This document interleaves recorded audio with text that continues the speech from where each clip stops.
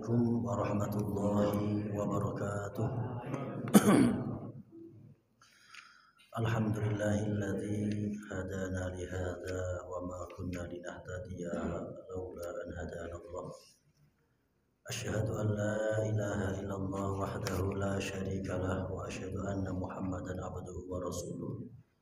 Allahumma fasalli wa sallim wa barik ala sayyidina maulana Muhammadin wa ala alihi wa sahbihi ajma'in. Subhanaka la ilma lana illa ma 'allamtana innaka antal alimul hakim wa tub 'alaina ya maulana innaka antat tawwabur rahim.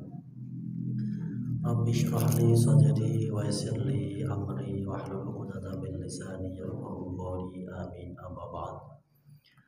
Yang kita hormati bersama Simbah Haji Ali Mahmudi, kita doakan semoga sehat selalu, dan juga Ustadz Mulyatin, Ketua Takmir,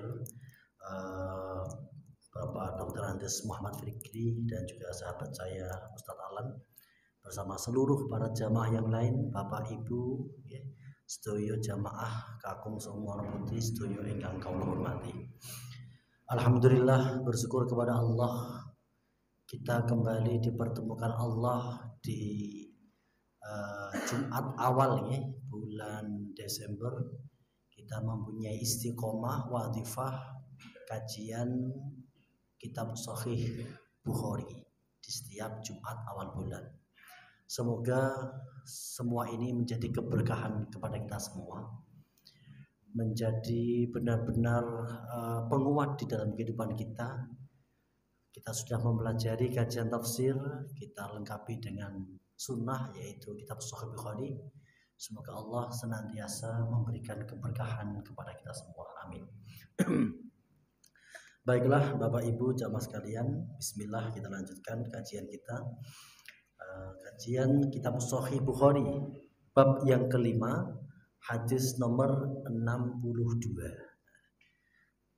Tadi pagi sudah saya share rekaman yang kemarin jadi agar kita bisa melanjutkan ini sampai hadis berapa, itu termasuk manfaatnya video Kang Faza ini. Ayat bab 5 ya. 66.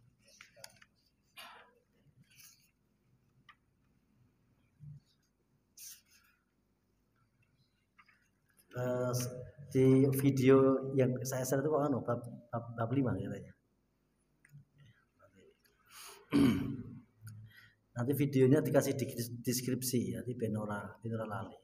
Kelihatannya tak style tadi pagi itu bab 5. Bismillahirrahmanirrahim. Babu tarkhil imami al-mas'alata al-asabihi liyakhtabira ma indahu minal ilmi. Jadi rahasia dari kekhususan Imam Bukhari atau rahasia fikih atau metode dakwah Imam Bukhari itu terdapat pada cara beliau memberikan bab. Jadi ini menjadi ciri khas Imam Bukhari. Jadi rahasia dari metode, rahasia cara pandang Imam Bukhari mengenai satu permasalahan itu dijadikan sebuah bab. Seperti bab ini, yaitu bab bahwa seorang imam atau seorang guru ini memberikan pertanyaan kepada jamaahnya, memberikan pertanyaan kepada murid-muridnya untuk menguji sejauh mana ilmu yang telah didapatkannya. Ini kemarin hampir sama, tapi hadisnya babnya beda, tapi hadisnya sama.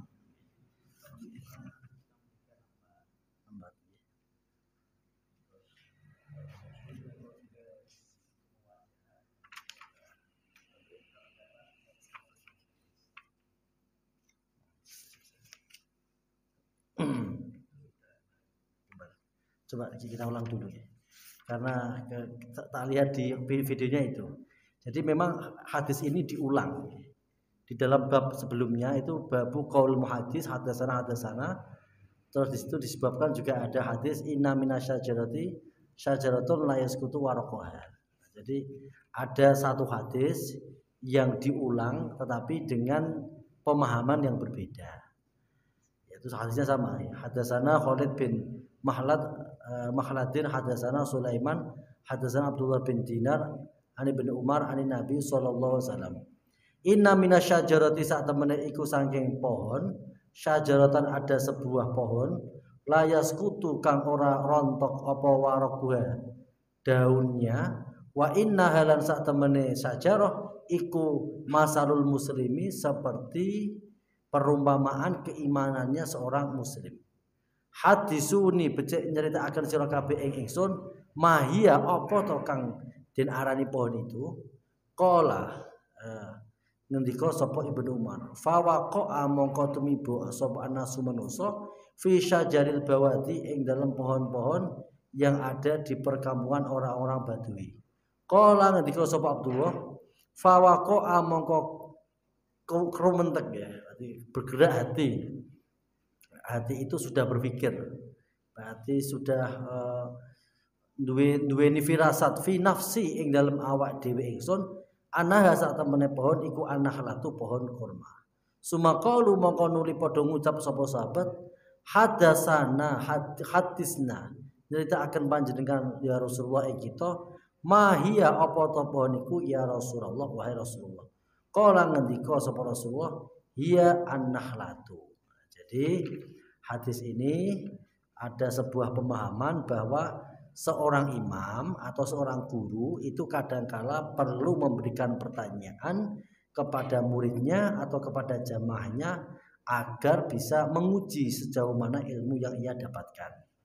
Nah, suatu saat Rasulullah itu bercerita kepada para sahabat di hadapan para sahabat. Sesungguhnya ada sebuah pohon yang pohon itu sangat kokoh, akarnya menancap di bumi dan daunnya itu tidak mudah untuk rontok. Pohon ini diibaratkan sebagaimana keimanan seorang Islam, seorang Muslim. Ketika sudah beriman, ia tidak akan nolah-noleh. Kemudian Nabi bertanya, menurut kalian pohon apakah itu? Nah, Abdullah bin Umar itu sebenarnya sudah mempunyai keyakinan bahwa yang dimaksud pohon itu adalah pohon kurma. Tetapi ia malu untuk menjawabnya. Sehingga para sahabat mengatakan, wahai Rasulullah, ceritakan kepada kami apa pohon itu. Nabi menjawab, itu adalah pohon kurma. Nah, esensi dari hadis ini, babnya adalah bahwa seorang imam atau seorang guru harus mempunyai metode untuk menanyai murid. Kadang-kadang belajar itu dengan pertanyaan itu lebih mengena daripada hanya sekedar mendengar saja. Kemudian kita lanjutkan babu ma jaa fil ilmi wa qoulihi ta'ala wa qur rabbi zidni ilma. Bab yang menerangkan tentang ilmu dan juga pembahasan firman Allah tentang ayat wa qur rabbi zidni ilma, itu doa. Ini dongo ketika kita mau belajar. Rabbi zidni ilma. Ya Allah, tambahkan kepadaku sebuah ilmu. Al-qira'atu wal ardu al-muhaddisi wa al-hasan wa sauri wa malik al-qira'atu jaizatun wa tahsi ba'duhum fil qira'ati alal alim bi hadisi Imam bin Sa'labah qala Nabi Allahu amaraka an tusalliya as-shalawat. Qala na'am. Qala fa hadhihi qira'atun ala nabi. Jadi hadis ini ada kalanya seorang murid itu membaca kitab kemudian disimak oleh gurunya. Dan ini sama. Jadi kadang-kadang seperti Imam Malik itu mempunyai metode.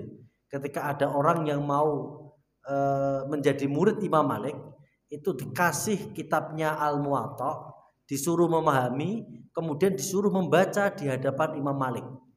Nanti kemudian ketika ada kesalahan dibenahi. Nah, kadang-kadang seperti ini itu sudah jarang sekali. Yang sering itu dipraktikkan di dalam metode membaca Al-Quran. Yaitu seorang murid membaca Al-Quran, kemudian guru mendengarkannya, dan ketika ada bacaan yang salah, kemudian diingatkan. Nah, maka seperti ini juga bisa dikembangkan di dalam ilmu-ilmu yang lain. Misalkan di dalam di dalam sekolah kita kasih waktu murid itu untuk membaca LKS-nya.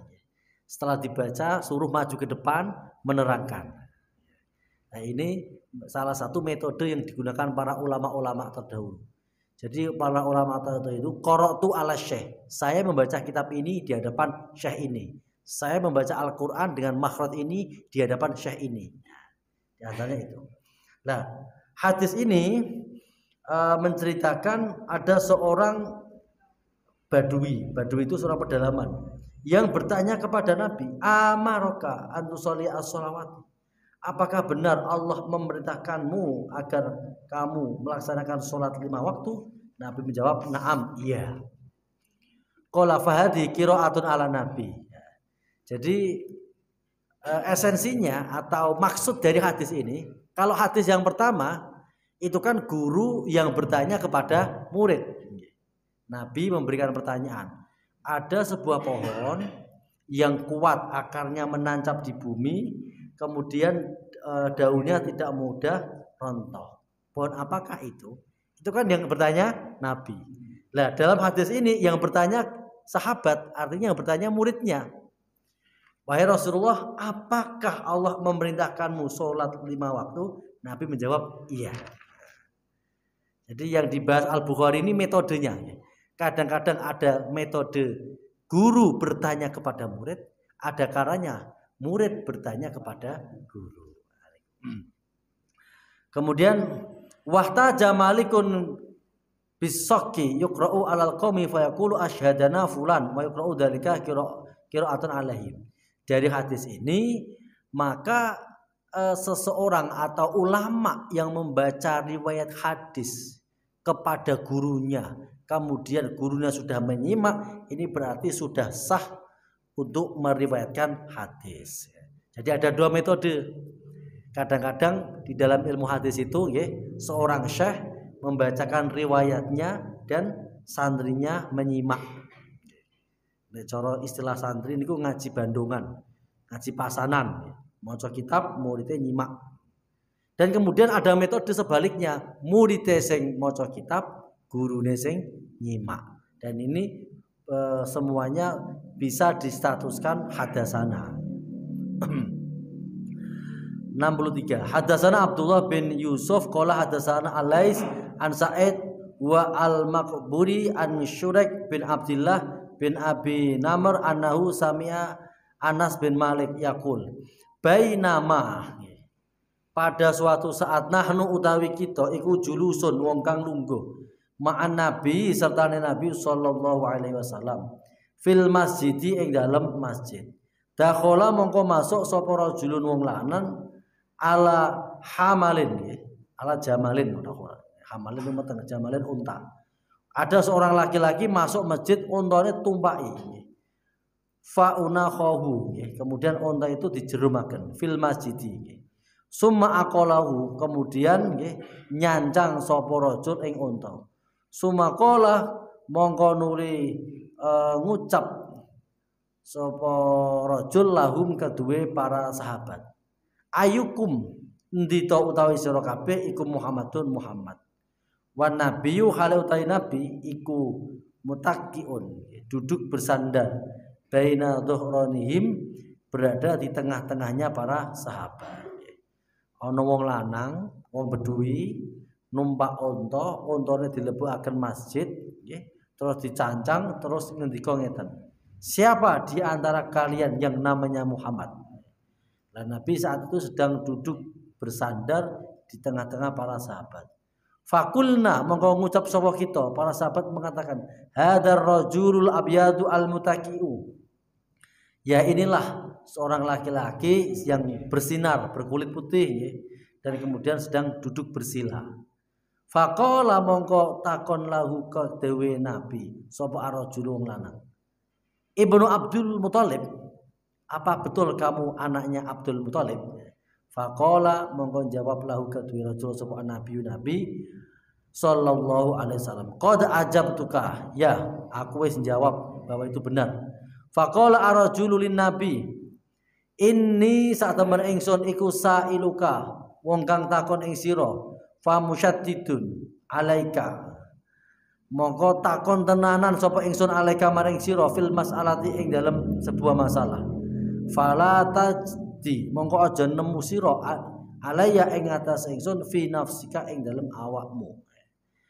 Laki-laki itu setelah bertanya apa kamu betul putranya Abdul Muthalib, Nabi menjawab ya, apa yang menjadi perasaan kamu benar. Kemudian laki-laki itu mengatakan saya mau bertanya kepadamu tentang pertanyaan yang sangat penting dan ini pertanyaan-pertanyaan yang sangat krusial, maka jangan ambil hati seandainya jika pertanyaanku ini menyakiti hatimu. Fala tajdi alayya fi nafsika. Kemudian Nabi menjawab salma bada laka. Ya sudah, silahkan bertanya apa saja. Faqala as'aluka takon sapa ingsun ing sira birabbika demi pangeran sira wa rabbi man lan demi pangerane kaum qablika min qablika kang sadurunge sira. Allahu apa ta Allah iku arsalaka ngutus sapa Allah ing sira ilan nasi maring manusia kulluhum ya sakabehane manusa. Laki-laki itu bertanya, apa benar Allah ini mengutusmu sebagai seorang utusan kepada semua manusia? Nabi menjawab Allahumma na'am, ya. Faqala angsyaduka muji sapa ingsun ka ing sira billahi kelawan Allah. Ya, bener berarti. Allahu amaraka an tusalli as-shalawatil khamsi fil yaumi wal lailati. Apakah Allah memerintahkanmu agar kita melaksanakan sholat 5 waktu 1 hari 1 malam? Nabi menjawab Allahumma na'am, iya. Qala angshuduka billahi, aku memujimu kepada Allah. Allahu amaraka anta sumahada syahra minas sanati. Apakah Allah memerintahkanmu agar kami berpuasa dalam setiap tahun di bulan ini? Delalah waktu itu bulan Ramadan. Nabi menjawab Allahumma na'am. Qala angsyaduka billahi, aku memujimu atas nama Allah. Allahu amaraka, apakah Allah memerintahkan kepadamu anta khudahadi sodaqah, untuk mengambil inilah sodaqah min agniyaina fataqsimaha ala fuqaraina, memerintahkan mengambil harta sedekah dari orang-orang kaya kami, kemudian kamu membagi-bagikannya kepada orang-orang fakir dari kami. Nabi menjawab Allahumma na'am, iya. Qala ar-rajulu, kalau begitu amantu bima jitabi, aku iman dengan segala apa yang kau bawa dari Tuhanmu. Wa ana rasulun min wara'i min qaumi, aku adalah delegasi dari kaumku. Wa ana Dimanu bin Sa'labah, aku Bani Sa'id bin Bakar. Aku ini adalah delegasi dari Bani Sa'labah, yaitu sekutu Bani Sa'id bin Bakar. Jadi tiang Arab niku do duwe kebiasaan satu keluarga atau bani niku bersekutu dengan bani yang lain. Lah kebetulan orang Quraisy itu bersekutu dengan Bani Bakar. Termasuk tiang niki wau nggih niku akrab karo bapake Kanjeng Nabi. Nggih niku Said Abdullah. Makanya ketika awal bertanya niku sing ditakoke bener kuwi anake Abdullah. Iya. Ya misalkan kula niki kepanggih kalih kanca-kancane abang kan takoni, "Apa kowe anake Pak Sapi'i?" Nggih.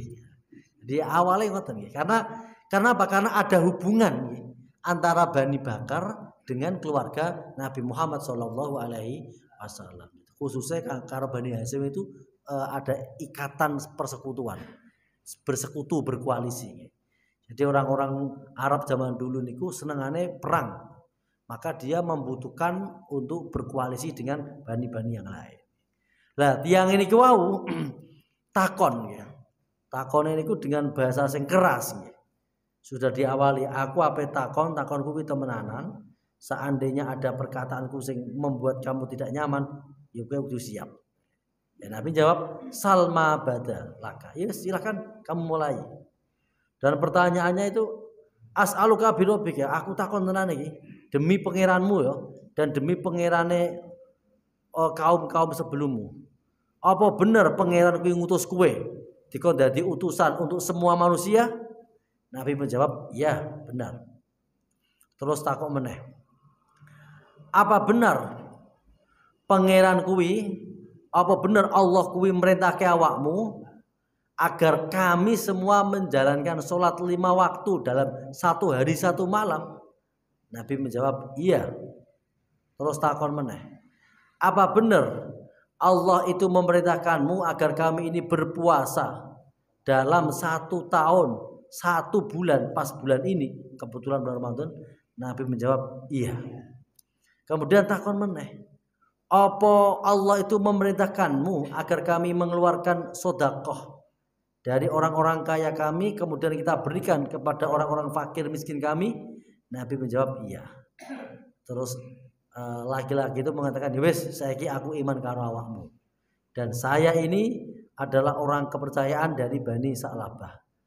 Nah, jadi dulu nggih sebelum Fathu Mekah, yang masuk Islam itu satu.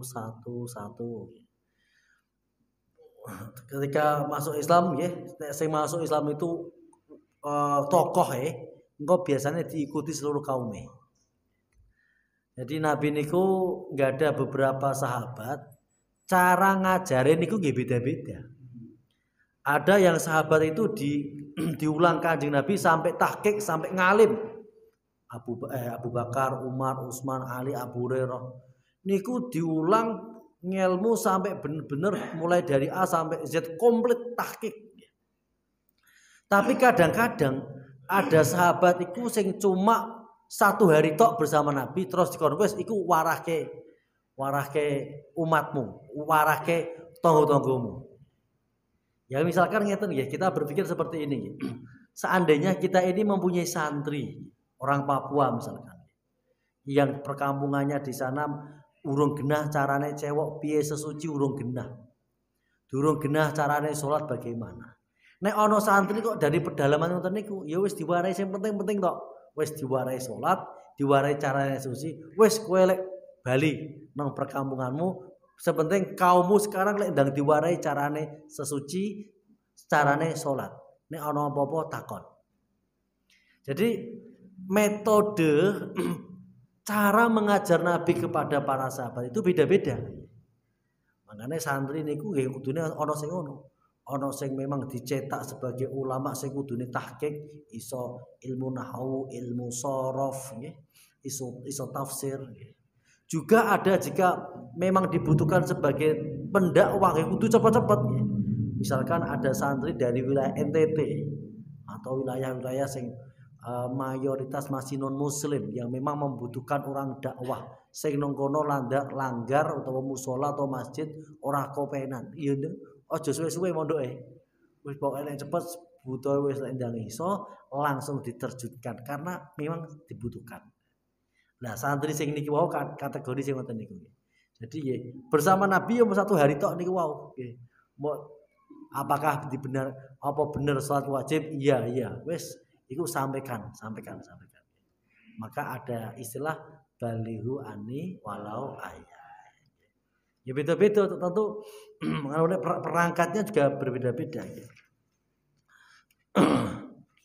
Terus kemudian ya. Bismillahirrahmanirrahim. Babu ma yudkaru fil munawalati wa kitabi ahlil ilmi bil ilmi ilal buldan ya.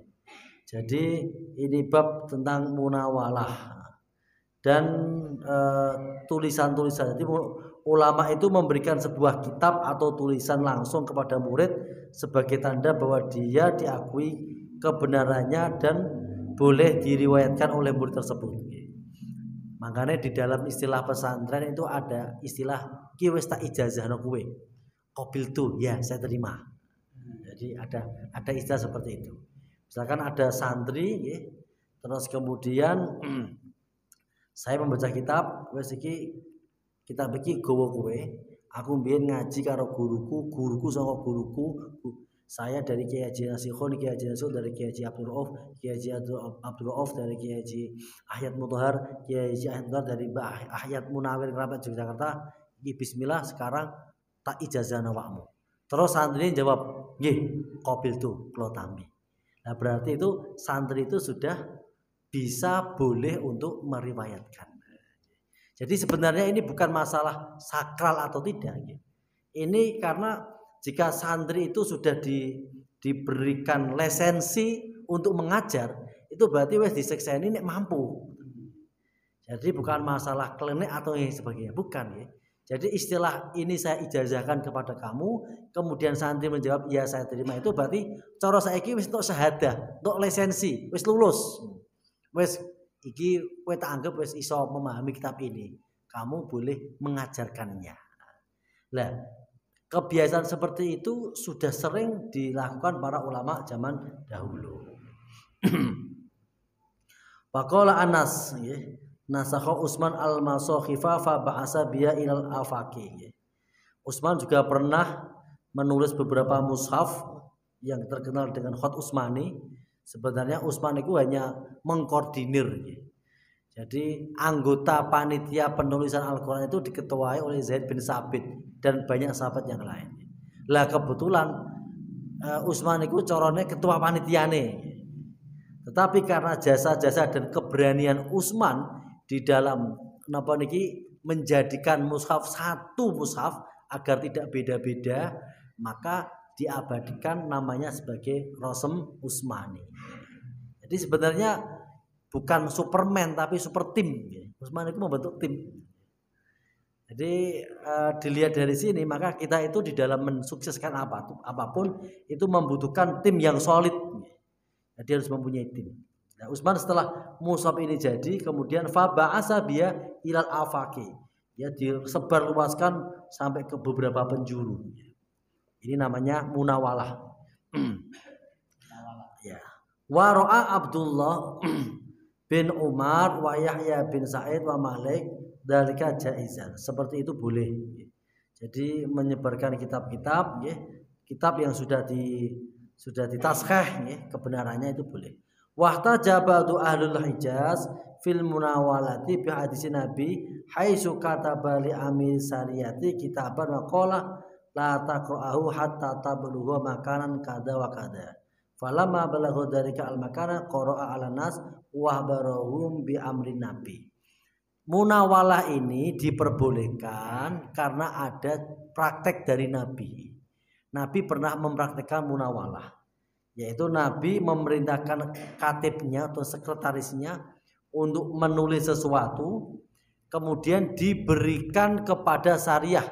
Syariah itu artinya pasukan yang diutus Nabi untuk berperang yang Nabi sendiri tidak ikut dalam pasukan itu. Itu namanya syariah. Ada istilah syariah, ada ghuzwah. Nek ghuzwah itu berarti peperangan yang diikuti Nabi. Nek syariah peperangan yang Nabi tidak mengikuti, hanya mengirim utusan. Nabi pernah menuliskan sesuatu diberikan kepada pasukan itu, jangan buka surat ini kecuali sudah sampai tempat ini.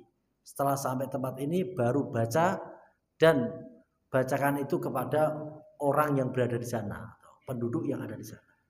Nah, dari fi'liyah Nabi seperti ini, maka metode munawalah ini dilegalkan, diperbolehkan.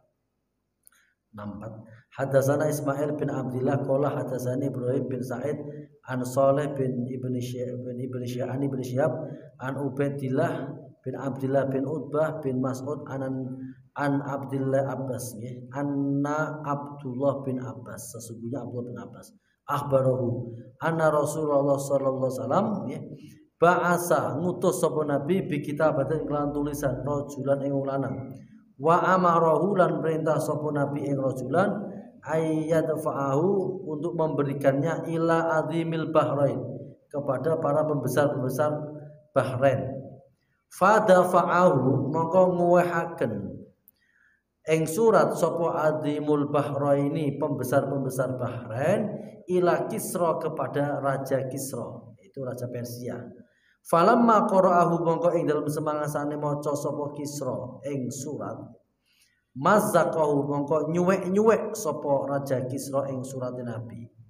Fahasibtu mongko nyangka sapa ingsun ana binal Musayyab sak temene bin Musayyab iku qala fada'a mongko ndongaaken alaihi ing atase Kisra sapa Rasulullah sallallahu alaihi wasallam ayyumazziku yen to nyuwek-nyuwek sapa yen to den suwek-suwek sapa Kisra kulam wazakin ing saben-saben robekan suwekan.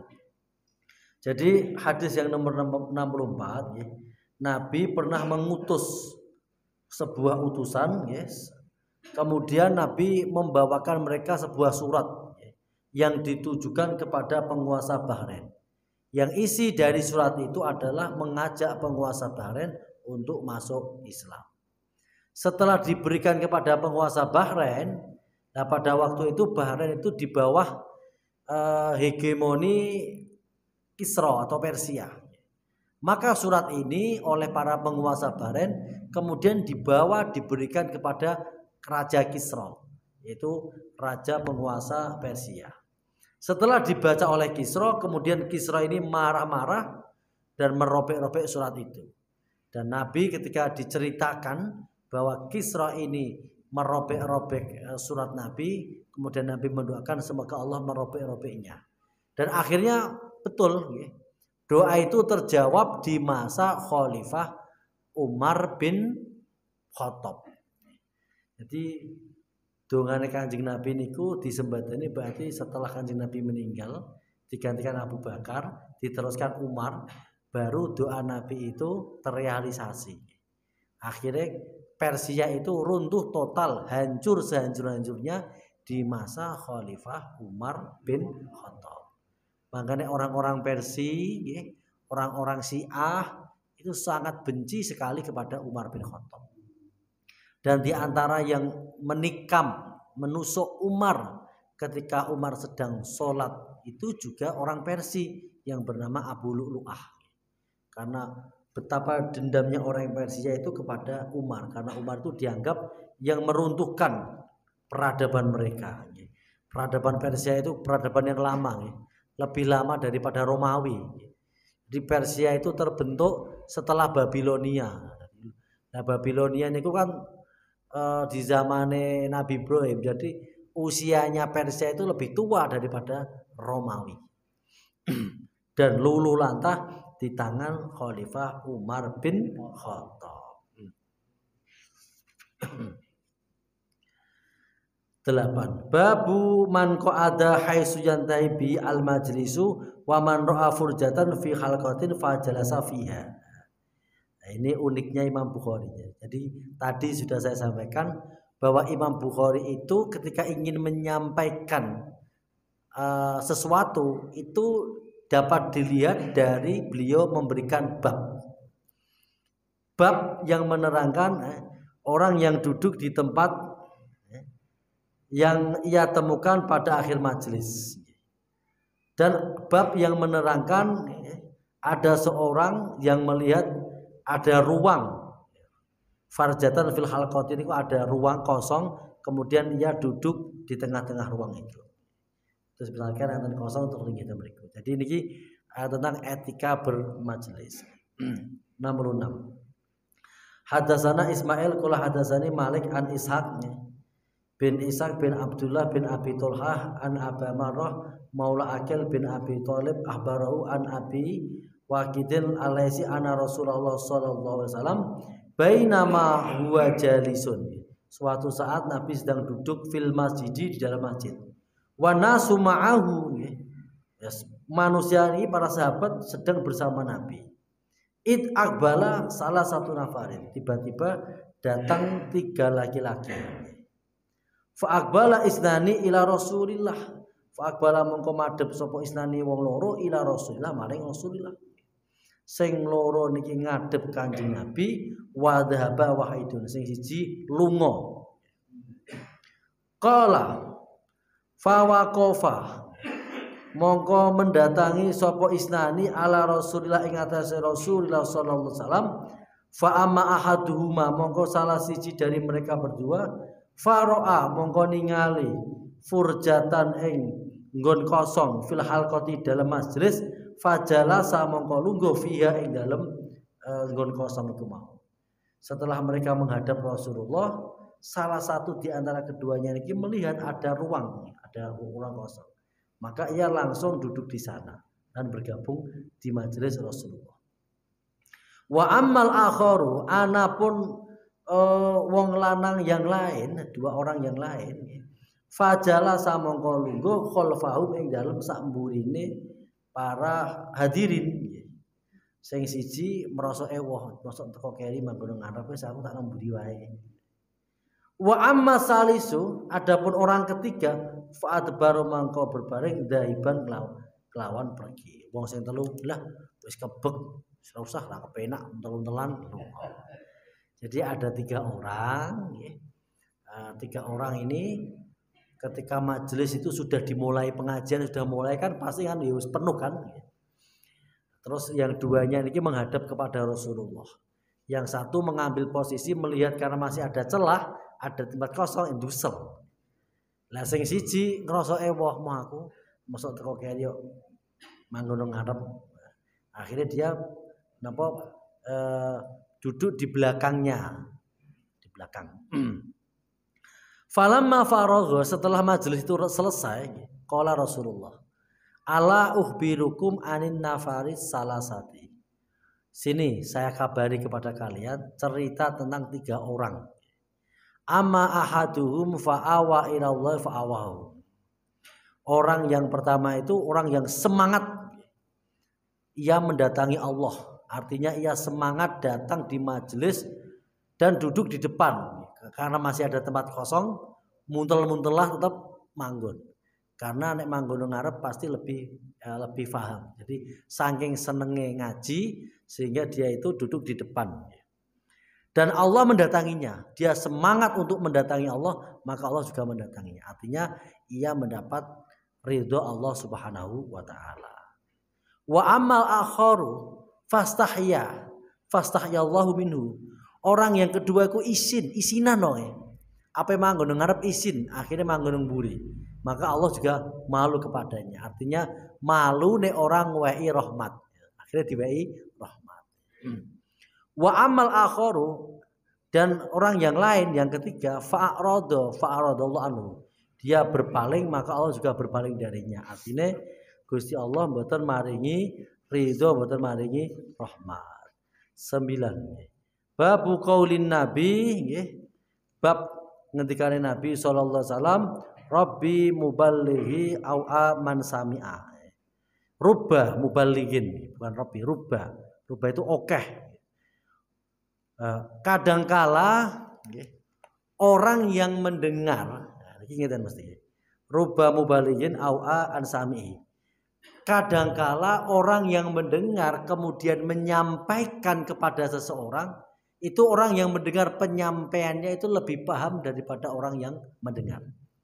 Makanya jenengan ketika mendengar ilmu itu disampaikan saja, tidak apa-apa. Kadang-kadang jenengan itu menyampaikan sesuatu kepada orang dan orang itu lebih paham. Misalkan contoh, Mas Faza niki ndungu hadis yang saya ceritakan. Kemudian teman nang pondok itu akeh sing ora ndungu. Kemudian Mas Faza menceritakan tadi Abi membacakan hadis nomor sekian menerangkan tentang tata etika bermajelis. Lah bisa saja pemahaman orang yang diterangkan itu luwih paham daripada yang mendengar. Ya, karena kan orang memiliki kualitas cara penangkapan yang berbeda-beda. Maka kita disarankan ketika mendengar sebuah ilmu sampaikan saja.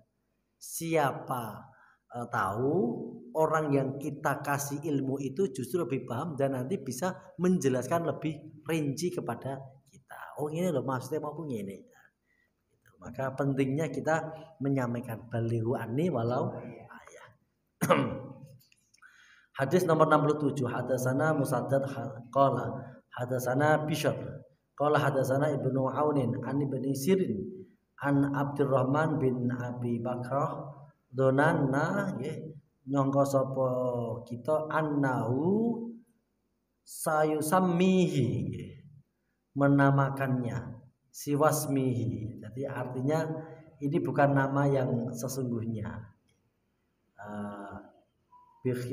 Abi Bakroh. Jadi kadang-kadang seseorang itu kan manggil bukan nama sebenarnya atau sering disebut sebagai lakob. Qala ngendika alaisa yauman nahr. bukankah ini adalah hari raya kurban? Kulna, kita menjawab bala, iya. Qala fa ayu syahrin hada fasakatna hatta donanna anahu sayusammihi bighairi ismihi faqala alaysa bidil hijjah qulna bala fa inna dima'akum wa amwalakum wa a'radukum bainakum haramun ka hurmati yaumikum hada fi syahrikum hada fi baladikum hada liyablugo asyahidu al-ghaiba fa inna syahida asa ayyuballigha man huwa au alahu minhu. Kanjeng Nabi suatu saat itu nate bertanya kepada para sahabat, bukankah ini Yaumun Nahr, hari raya kurban? Sahabat menjawab, nggih, leres Kanjeng Nabi. Ini berarti ketika haji wada nih. Terus kemudian Nabi, bukankah ini hari yang dimuliakan? Nah, kita menjawab iya. Dan ada sahabat yang mempunyai anggapan Nabi menyebutnya tidak dengan Yaumun Nahr, apalah begitu. Jadi itu yang disebut anahu sayusamihi bighairi ismihi. Ada yang berprasangka Nabi menyebut bulan itu tidak dengan nama Yaumun Nahr. Kemudian Nabi melanjutkan dakwahnya atau melanjutkan pembicaraannya. Fa inna dima'akum, sesungguhnya darah-darah kalian, wa amwalakum dan harta-harta kalian, wa a'radukum dan kehormatan kalian, bainakum di antara kalian semua iku haramun, wajib dijaga. Artinya haramun, haram itu artinya wajib dijaga. Ka hurmati yaumikum hada, sebagaimana kehormatan hari ini Yaumun Nahr, fi syahrikum hada, di dalam bulan Dzulhijjah, fi baladikum hada, di dalam negara Mekah. Jadi Nabi mengingatkan setelah ini kalian semua kan sudah berislam semua, ya, maka kalian wajib menghormati, jangan sampai mengalirkan darah di antara kalian, jangan saling perang antara satu dengan yang lainnya, jangan saling bunuh-bunuh, menghormati harta-harta, jangan saling merampas, jangan saling mencuri, jangan saling gosok, dan menghormati kehormatan kalian semua, jangan dibuli, jangan diturunkan mentalnya dan lain sebagainya. Semua di antara kalian itu dimuliakan sebagaimana mulianya hari ini, yaitu hari raya Idul Adha, dan sebagaimana mulianya bulan ini, yaitu bulan Dzulhijjah, dan sebagaimana mulianya Mekah, kota Mekah ini. Kemudian Nabi berpesan, ya, liyubligh, untuk menyampaikan sapa asyahidu, orang yang menyaksikan, al-ghaiba, wong kang ora teko. Saya mohon orang yang hadir di sini nanti sampaikan tentang kewajiban menjaga darah, kewajiban menjaga harta, kewajiban menjaga kehormatan sesama muslim kepada saudara kamu yang belum bisa hadir atau yang gaib. Nah, ini menjadi landasan bagi Imam Bukhari bahwa jenengan nek ngaji ngeten iki mangke kudu disampaikan koncone, bojone utawa sapa wae sing ora melu ngaji. Niku sing dimaksud liyubligh asyahidu al-ghaiba. Hendaknya orang yang hadir di majelis ini menyampaikan ilmu ini kepada orang yang tidak hadir. Mau ngaji ini Pak Oleh bahas pertama ini, kedua ini, begitu disampaikan, disampaikan. Atau setidaknya nek video wis dadi di-share. Nah, ini termasuk menyampaikan. Iki lho ngajine Sahih Bukhari wingi. Terus waktunya, oh nggih. Bareng kula waca-waca ketoke kok ya wis bar ya. Tenang ya. Jadi nanti ditulisi karena iki sing tukang video kurang canggih. Jadi cara nulis ini ki ora anu. Kula itu kan 1 bulan itu pasti kan ya jumbo kan. Sampai endi. Lah saya referensinya pasti video. Atau jangan-jangan video terbarunya belum diupload. Kan bisa saja seperti itu. Yang diupload itu video yang bulan-bulan lalu. Tak ngono tekan disi ngajiku. Nah nanti mungkin yang lain bisa mengingatkan, bisa dibantu mengingatkan. ketika mungkin membuat itu Mas Dimas, hadis nomor sekian, pamfletnya dipasang. Jadi biar mau kalau di link pamflet kita kalau yakin kekeh niki. Tapi bareng tak waca. Kita iya ya, kita wis. Nanti berarti untuk bulan yang akan datang saya tolong dibantu mengingatkan kalau bisa ditulis di pamfletnya bab 10. Bab 10 hadisnya nomor ini 68. Bab 10 hadis nomor 68. Karena Imam tenggine Sahih Bukhari itu ya sing tinggal ketaranan nomor itu. Hadis nomor berapa? Hadis nomor berapa? Itu diingatkan. Ben kula karena kan 1 bulan itu lumayan ya karena dalam 1 bulan itu sudah banyak melakukan aktivitas. Wis barkon Pekalongan, barkon Wonosobo, barkon Batangan lali ya. Iman nomor piro cah. Nanti diingatkan bisa ditulis di dalam pamfletnya kajian kitab Sahih Bukhari hadis nomor sekian. Jadi kula oh iya. Oke, selanjutnya kita lanjutkan kepada session dialog interaktif. Monggo.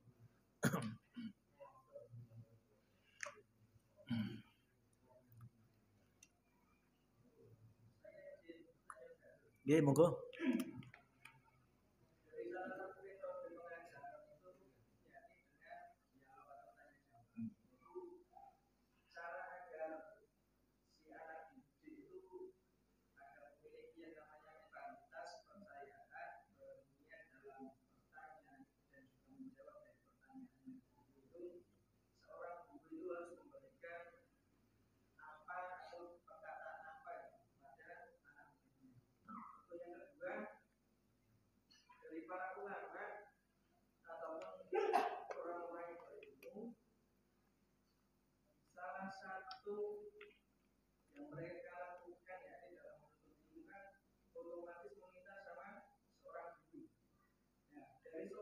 Ulama yang ketika belajar mengambil ilmu dari guru, ulama itu harus mengambil ilmu dari guru itu seperti apa persyaratan yang harus diambil, karena sekarang itu banyak semisal seperti bos ataupun apa mereka memposisikan sebagai guru akan tetapi dalam menyampaikannya kurang bagus. Otomatis saya di sini memposisikan sebagai guru, sebagai seorang pelajar, saya juga ingin mengambil ilmu dari guru yang dalam perkataan, dalam tindakan dan juga keseharian itu baik dan juga ya ini kepanjangan dari kasus Esteh berarti ya. Esteh lagi naik ya. Jadi begini ya, metode bagaimana agar anak kita itu berani bertanya. Ini sebenarnya PR ibu-ibu loh. Ibu-ibu hadir ya. Nah, jangan kalau cerita nih. Madrasatul Ula. Ibu itu adalah sekolah pertama bagi anak. Jadi metode ini saya baca Arabnya, artinya metode hadisnya tadi, dan juga saya juga membaca psikologi anak. Ternyata beda kok. Anak yang komunikasinya lancar dengan ibunya, dengan anak yang jarang sekali ngomong sama ibunya. Nanti jenengan bedakan ya. Anak itu berapa menit, berapa jam dia ngomong karo ibune dengan anak yang orang pernah ngomong karo ibune. Itu nanti mentalnya beda. Kadang-kadang orang tua zaman sekarang niku harus butuhe diweki duit disangoni nggih. Gak tahu jenengan gak tahu jagung karo anake. Niku marai mentale anake jenengan don. Dan itu sering dilakukan orang tua zaman sekarang. Wes sibuk dewe-dewe nggih. Esuk mangkat nang sekolah, iki nang sawah, tekan rumah padha kesele nggih. Nah, itu menjadi masalah. Karena ini psikologi anak seperti itu ya. Coba jenengan bayangkan dulu orang-orang dulu niku lho ya. Ketika mau tidur itu diceritani Kanjeng Nyalon Timur ya. Atau setidaknya jenengan menyempatkan waktu makan malam bersama. Makan malam bersama terus cerita saja apa saja. Jadi dengan jenengan membiasakan jagung karo anake jenengan nanti mentalnya bagus nih. Berani bertanya. Nanti dibuktikan nanti. Kadang-kadang orang tua itu loh Pak anake kula kok ngeten, anake kula ngeten. Gene ditakok, "Nuwun sewu Bu jenengan nate jagung kalau anake napa mboten?" "Mboten nate." Wah, lha iki. Jadi anak itu nggih tidak hanya dicukupi dengan uang fisik saja. Harus dicukupi dengan kasih sayang, khususnya dari ibu-ibu. Penting sekali itu. Jadi ibu niku harus nggih saora-orane menyempatkan waktu lah. Bercerita apa gitu tentang keseharian atau apa. Jadi anak yang lebih sering komunikasi dengan orang tua, khususnya ibu, itu nanti mentalnya lebih kuat.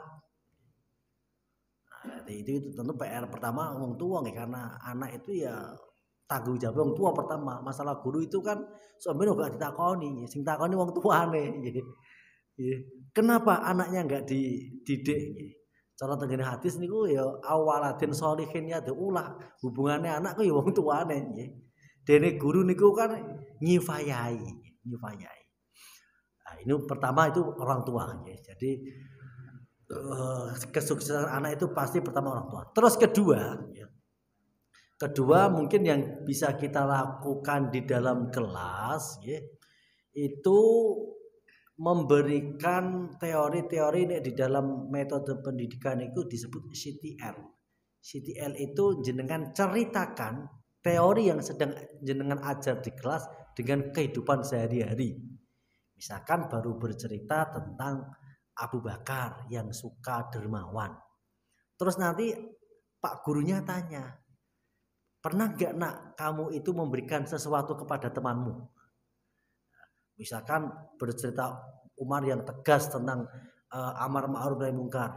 Ada nggak di sini itu yang berani memberi nasihat ketika temannya sedang berbuat kesalahan? Jadi pertama dipancing seperti itu. Jadi seorang guru bercerita, kita bangun alam bawah sadarnya anak, imajinasi itu kan dengan cerita. Jadi membuat anak itu kendel, berani bertanya, itu anak yang mempunyai imajinasi. Emang guru niku kudune macane akeh ceritane.